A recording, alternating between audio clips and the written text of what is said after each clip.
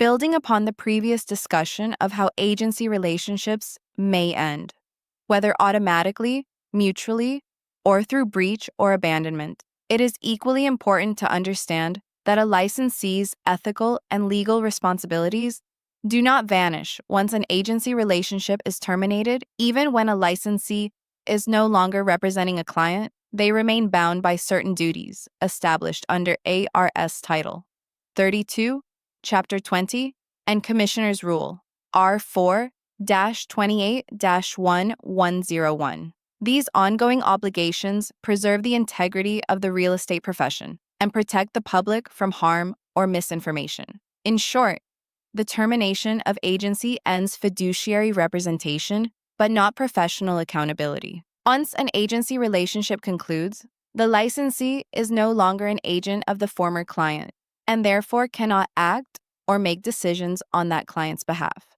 However, certain duties, particularly those tied to fairness, honesty, and confidentiality, continue even after representation ends. Under R4-28-1101A, all licensees, regardless of agency status, must deal fairly and honestly with all parties to a transaction. This means that even if the licensee is no longer representing the client, they may not mislead, conceal material facts, or provide false information to anyone involved. Fair dealing is a universal standard that applies both within and outside of agency. For example, imagine a broker who previously represented a seller, but the listing expired and the seller chose another brokerage. Later, the original broker is approached by a buyer interested in the same property. Although no longer the seller's agent, the broker must still act honestly and disclose any material facts they know about the property's condition. However, they cannot disclose confidential information such as the seller's previous bottom line price or motivation for selling. As R4-28-1101E extends confidentiality beyond the duration of the agency relationship. Licensees must also avoid performing duties that imply representation once the agency has ended. This includes giving advice that could be interpreted as advocacy for one side, signing documents on behalf of a former client, or continuing to negotiate terms. The moment a licensee provides advice that influences another party's decision-making, they may unintentionally create an implied agency, as recognized in R4-28-1101D. To avoid this, licensees must clearly identify their role when communicating after termination, using disclaimers such as, "I no longer represent the seller," or "You may wish to consult your own agent or attorney." In scenario-based practice, consider a situation where a former listing agent receives a call from a buyer who saw their previous for sale sign still in the yard.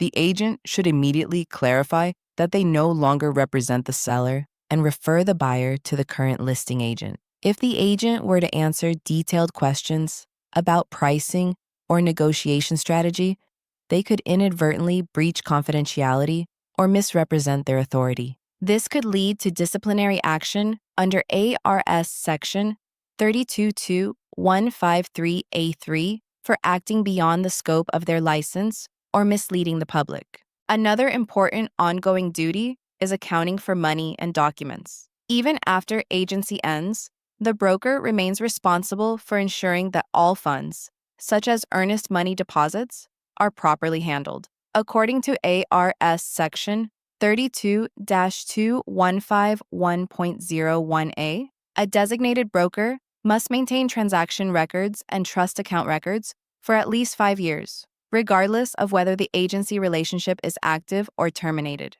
Failure to comply with this record-keeping requirement can result in sanctions, as record retention ensures accountability and transparency long after closing. Conversely, there are duties that a licensee may not perform outside of an agency relationship. Once representation ends, the licensee loses the authority to act as an advocate, make binding commitments, or provide fiduciary guidance.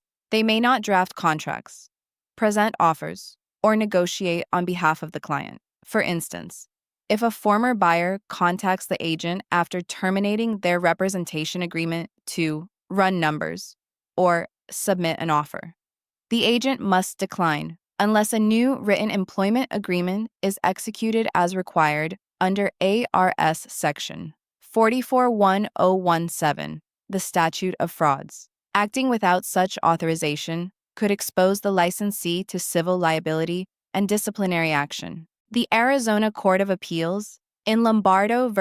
Albu, 1996, clarified this distinction by holding that an agent's fiduciary duties end with the termination of the agency relationship, but duties of fairness and honesty to all parties remain. In that case, a broker's failure to maintain impartial dealings after termination was considered unprofessional conduct. This case remains a foundational reminder that termination does not erase ethical responsibility.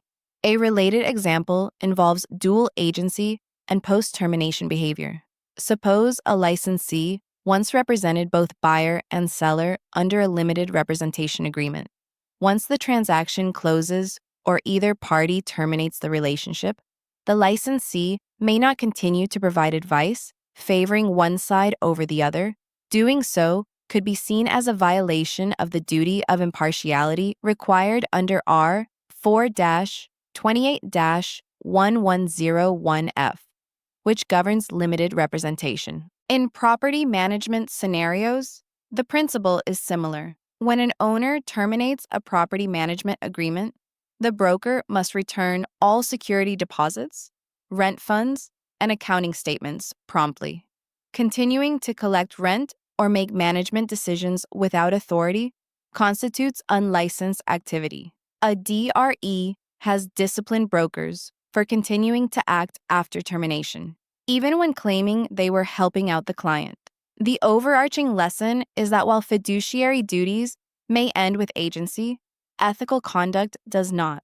A professional license carries with it continuing obligations to the public. The key responsibilities that survive termination include confidentiality, honesty, and accurate accounting, while the duties that end include advocacy, negotiation, and representation. Review summary. When an agency relationship terminates, the fiduciary duties of loyalty, obedience, and advocacy end immediately. However, duties of confidentiality, fairness, and accounting continue under R 4-28-1101A, and E-licensees may not perform actions that suggest representation, such as giving advice, drafting contracts, or negotiating terms, without a valid written agreement as required by ARS Section 44-10017. Violations of these rules can result in disciplinary actions under Arizona Revised Statutes,